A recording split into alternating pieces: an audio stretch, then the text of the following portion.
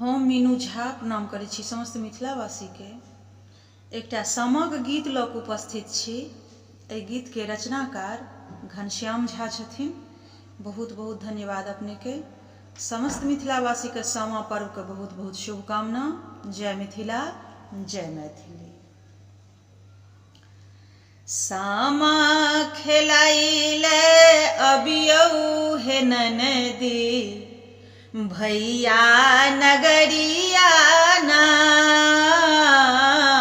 सामा खेलाइले अबियौ हे ननदी, भैया नगरिया ना।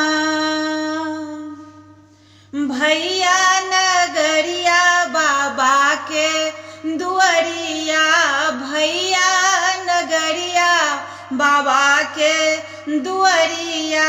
सामा खेलाइले अबियौ हे ननदी, भैया नगरिया ना।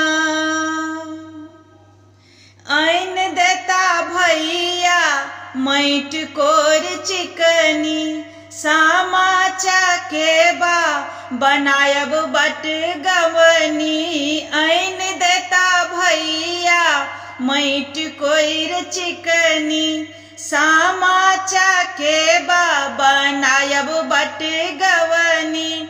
खेलब सब मिली सहेलिया हे सखिया, बाबा दुआरिया ना।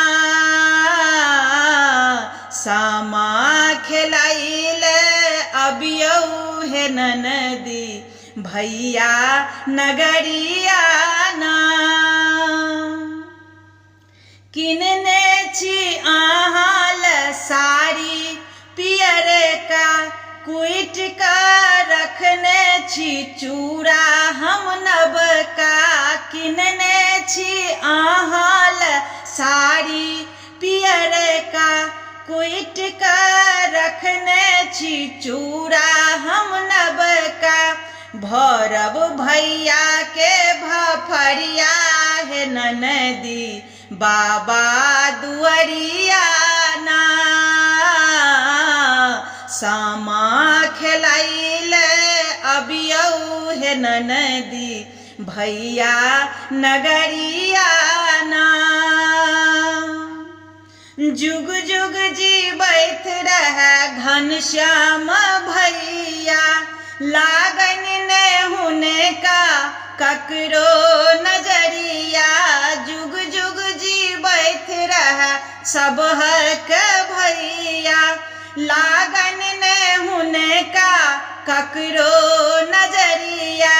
दियौन आशीष अचरिया हे ननदी, बाबा दुआरिया ना।